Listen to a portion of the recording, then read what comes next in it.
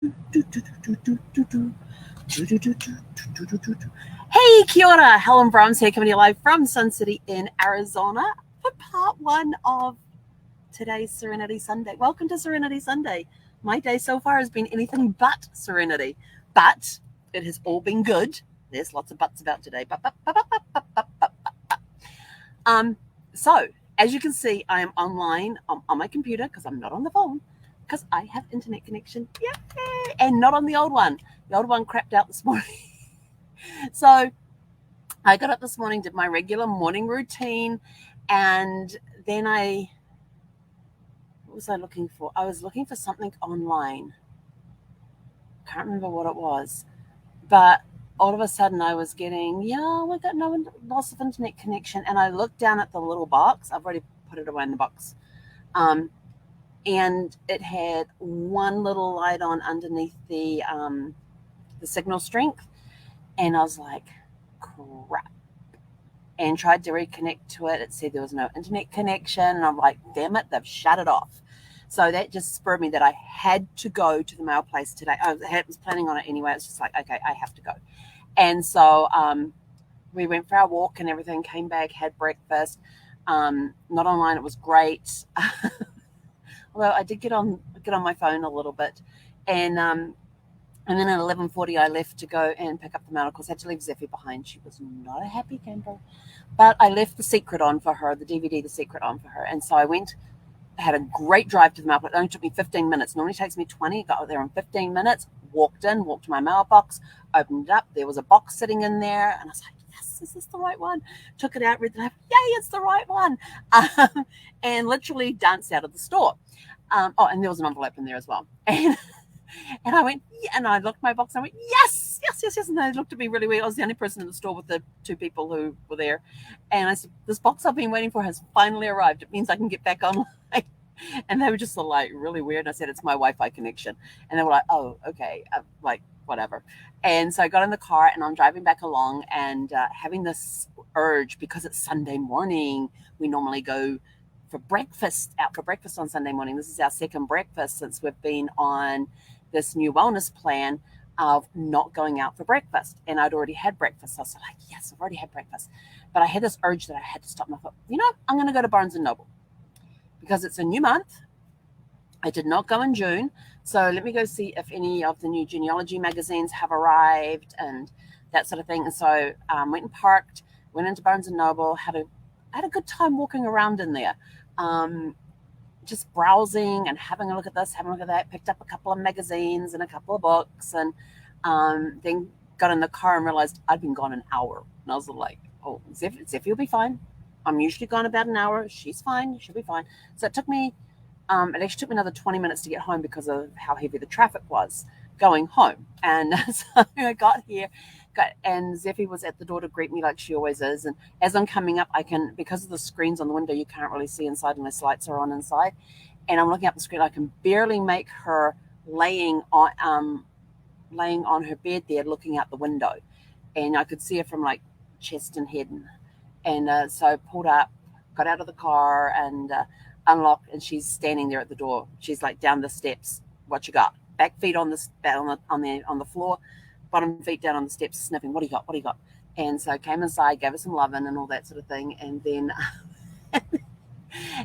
we have now just finished. It's now 2:00, and we have just finished setting up the new Wi-Fi connection, getting the SIM card put in there, the battery put in there, changing passwords on, changing the name of the network so I can find it.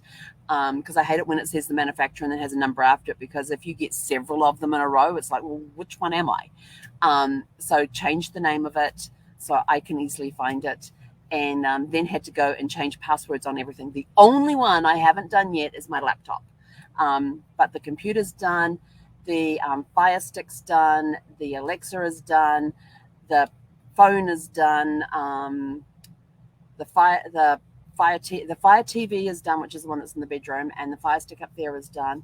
I think I've got except for the DVD player. I haven't done that one, but then I don't usually go on the internet via the DVD player. Actually, it's a Blu-ray player, DVD/Blu-ray player. I don't usually go through the internet on that one. And so I think the only thing I have left, I was looking around going, okay, what other devices? And also, yeah, because some of these devices were giving me problems with connecting and things like this Echo Dot here, and I have an Echo Show over there. They were giving me issues with saying that they were offline and all of that, so it took a while to figure that out. And then got the laptop. I just got the laptop to do, but yeah, so I am now officially back online with my official brand new Wi-Fi, so I don't need to worry about it anymore. And I'm like, yay! And it's 2:00, and I'm like, oh, crap, I still have laundry to do. I still have laundry to do. I'm like, oh, I really don't feel like going out again. So we'll probably save the laundry till tomorrow. I have plenty of clean clothes to last me a few more days, but yeah, I'm just like, I'm just gonna kick back, relax, maybe do some art journaling. I picked up a couple of magazines too that will got another couple of log cabin magazines to go through because I want to get my my journal set up. My dream journal set up. I've been wanting to do it for a while, but haven't done it. So I've been collecting stuff for it, and now it's a matter of I've got this stack of magazines to go through, cut out the pictures that I need out of there for my dream magazine. That I've got pictures of lakes with mountains behind them. They've got pictures of log cabins on the edge. One of them has a log cabin, something similar to what I want, but not exactly what I want because I can't find a picture of it. So it's either already built and on the site, or it's one that's going to have to be built. I'm not sure which because I don't know. I just know that what I want, where is it? We got to find it. And there's actually people out looking for me. They say, oh, we went past this lake. This would be a really good spot for you. So people actually message me photographs of lake areas and go, what about this for your place, for your log cabin? And I was like, that doesn't look too bad, but it's not facing east. The site is not facing. The site has to face east. There have to be mountains in the east, so the sun comes up and over, and we can watch the sunrise during the day. And then at the end of the day, when the sun's setting behind us, we're watching it play on the mountains in front of us. So that's the dream, and it will happen. So may go do some meditation. I haven't done any meditating for a while, so I just kind of feel like maybe I'll go do some meditation. And yeah, so it's been a good start to the day so far. Not as relaxing as I wanted to, but that's okay. But yeah, so now the rest of the day is just relax, unwind, do whatever. Gonna go browse through some magazines, cut some pictures out, start journaling, start creating, putting the dream journal together. Yeah, it's gonna be wild. You know how much I'll get done today. I got plenty of stuff to dream journal with. So I picked up one of the magazines I picked up when I was at Michael's the other day. It was one of these paper crafted things, and they came with, and it comes with this. It was all wrapped in plastic because there was this box in there, and inside the box was, like different textured paper that you can use for backgrounds and art journaling, different size papers, different card stock type of things that you. Oh, that was actually a card. Oh, that one's actually a card. It can be split in half. It's not a problem. But there's more just different cards and backgrounds and stuff, and then there's like little punch out die cuts with punch out things that you can do. And then there was this really cool little envelope, and it's got all these little cool. This one's got butterflies. I love butterflies. Have I told you my butterfly story? So here's my butterfly story. When I was a little one, so it's got some cool. Oh, these are tiny little. I don't know if you can see these, but these are just tiny little die cuts. I'm trying to get into the camera there for you, with butterflies and flowers and butterflies. It's a key. A butterfly. So my butterfly story is that I've always had this passion for butterflies. I don't know when it. I could probably tell you exactly when it started. My grandfather, when I was, how old was I? Probably about 6 or 7. I know where I was living at the time. That's how I can, about 6 or 7. And he one time gave me this enamel painted butterfly. And it was mainly blue, and its body was blue. And it was years later when I realized that it was my birthstone butterfly because it had blue topaz in it. or imitation of blue topaz. It had a blue stone in there, which was very similar to blue topaz, which is my birthstone. And I've always treasured that butterfly and always had this thing for butterflies ever since. And all thanks to my grandfather. And he's the one that gave it. So whenever I see butterflies, I always think of my grandfather. And I don't know why, but recently he's been in my thoughts a lot lately, him and my grandmother. And this is my paternal grandparents. So they've both been in my thoughts a lot lately, of just remembering times with them and remembering stories about them. And but yeah, so he's the one that started me on my butterfly thing. But whenever I see butterflies, I've always thought of my grandfather and the stories he used to tell us. And he used to get us kids there and would sit around him, or next to him on his lap, just as he would sit there and tell a story. And he would sit there for ages and just tell us stories. And he taught me to play chess. He taught me to play. No, actually, my dad taught me to play drafts. You guys call it checkers. But my grandfather was one of the people that taught me to play chess. Taught me to play lots of different card games. Our favorites were Euchre 500 and Last Card, and those were the favorite card games that we used to play. And it was always good when the whole family got together at my grandparents' place or somebody else's place, because eventually cards would come out, board games would come out, and we would just have a fun family time sitting around the table playing cards and other games and things. And I really do miss those days when we always used to get together and just have a meal together and then sit and chat, and then the adults would sit and chat while us kids would play. And my grandmother had this. My grandparents had this record that had different Irish myths and legends on, and there was one about Finn. And Finn was a small giant, and there was a larger giant that was after Finn, and about how his wife rescued him from the big giant. And that was a very interesting story, something to do with rock cakes that actually had rocks in them. And this big bad giant had this magic finger that they ended up disabling him in his magic finger. It was a really cool story. I remember that one pretty well. But my grandfather would sit there and tell us stories, and we would sit around him. The small ones would be on his lap and he would just sit there and tell stories. And sometimes he would pretend to fall asleep, and you had to kiss his cheek in order to wake him up, and he'd carry on telling the story. And it's each like little things, but there'd be like Goldilocks and the Three Bears. He'd just tell us fairy stories off the cuff, but they never ended how the fairy tales ended. So, Goldilocks and Three Bears always ended up with Goldilocks running out of the house and running home again. Well, in his version, she got lost and went on this great big adventure, and the adventure was never the same way twice. But every fairy tale that he would tell us stories of, how it ended in the fairy tales as we know them, my grandfather completely changed the endings and ended up with this great big adventure and all these other sorts of things. And he really did have a really cool imagination. But I do come from a line of storytellers, so I'm kind of screwed in that part. But yeah, so they used to tell us these stories. My grandmother would talk about her days in the war as a woman's in the Women's Auxiliary Air Force. She would tell us about her days when she was one of the cooks in the Women's Auxiliary Air Force, and she'd tell us her stories of that. And her favorite one to tell was how my dad was the only male to ever play on the Women's Auxiliary Air Force field hockey team. I got to remember to say field hockey here in the States, because because if you say hockey, most people think ice hockey. In New Zealand, we play field hockey, men's and women's. And my grandmother happened to be 8 months pregnant with my dad, and she was the goalie for the field hockey team. And that's how my dad became the only male ever to play on Women's Auxiliary Air Force women's field hockey team.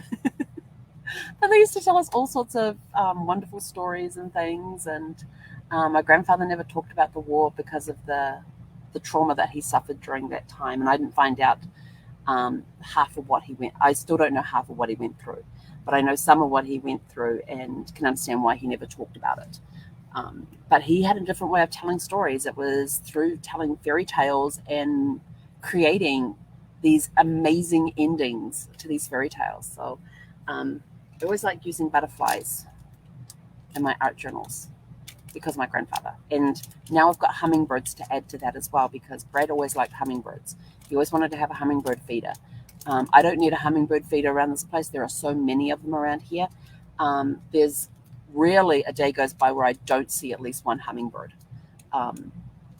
It's usually on the day when there's rain, you don't see them. But most of the time when I'm out, you'll see them flitting around. And then they go and they sit up on top of the signposts. And I can never get my phone out fast enough to take a picture. Oh, I did once get a picture of one of them sitting up on top of one of the street signposts. But yeah, so there's times I see hummingbirds. Whenever I see hummingbirds, I always think of Brad. So yeah, and flowering gardens with lots of flowers in always remind me of my grandmother, because she had a really good green thumb, and she had beautiful gardens with beautiful roses in them. And I always remember the last house that they were in, that my grandparents lived in. You'd walk up onto the front porch, and it was a 3-sided front porch. You had the wall of the kitchen here, you had the front door with the wall of the living room here, and then they had a wall coming out on the front porch area with a slightly it's about half, a third to a half of a wall coming across where you go up the steps. And on the wall that of the porch that faced out to the street, there was a window above it, so you could stand on the front porch, look out to the street. But she had these long benches that were stacked, these shelves that were tiered, and she had African violets. And my grandmother could grow African violets out of just about anything. And she was always giving my mum cuttings to take home, and my mum could never get the things to flower. She could get them to root, she could put them in the soil. She would follow my grandmother's directions to the letter. And my mum has a pretty good green thumb, but she could never get them to be as big and as healthy as my grandmother, and flowering like my grandmother's ones did. And so I just don't know. And then we figured it might just be the soil, the difference between the areas, the climates, because my grandmother lived up in Auckland, which is subtropical in that area. But yeah, she always had these beautiful flowering African violets, just rows of them, just full up there. And then out in her garden, she had these beautiful rose bushes and everything else. And so flowers like roses and African violets, and I don't remember what else she had in her garden. Oh, she had gladiolas in there too. Remember, was it gladiolas? Irises, gladiolas. Irises, they were in there as well. So she just had beautiful flowering gardens. They were just gorgeous. And she was an incredible woodworker as well. My parents still have it. She actually made this coffee table, and then she made these smaller, and it was a round coffee table that had crisscrosses for legs, and within each of those crisscross the legs were smaller tables that came out, and she made the whole thing. And it's just absolutely beautiful. And my parents still have that nest of tables. And but yeah, she made beautiful furniture as well, and very handy with her hands. And she passed that talent down to her kids. My dad is very good with wood as well. He used to do a lot of wood turning. I have a few of his pieces. He even taught Brad to wood turn, and I've got the 2 pieces that Brad ever made. I have those. There was a little mini goblet that stood about this high, and the goblet part about this, and it was all hollowed out inside and polished up. And then Brad made a little wooden bowl dish about yay round, and it was about this deep. And he made those pieces in 2006 that was his last trip to New Zealand. And yeah, because when we came back home beginning of 2007, and it took him a while, but he finally signed up for a wood turning class. And we found one that was on the way home from work for him. And he would leave work. He would be able to get to the class in time. He wouldn't be home till like around 10:30 at night on a Wednesday, and that was fine. And he was due to start it at the end of January of 2008, and less than 2 weeks before his course was due to start is when we found out he had cancer. And so that was, so he called them up, explained the situation to him, and they were very, very good and refunded all of his money and everything else. But so I have the only 2 pieces that he ever made in wood turning. And then I had one of Dad's youngest brother did wood turning as well, and did beautiful work as well. And then his other brother went into architect and building and flipping houses, and I don't exactly know what he did, but I know that there was architecture involved. I know that he flipped houses because he'd get houses and renovate them and then sell them.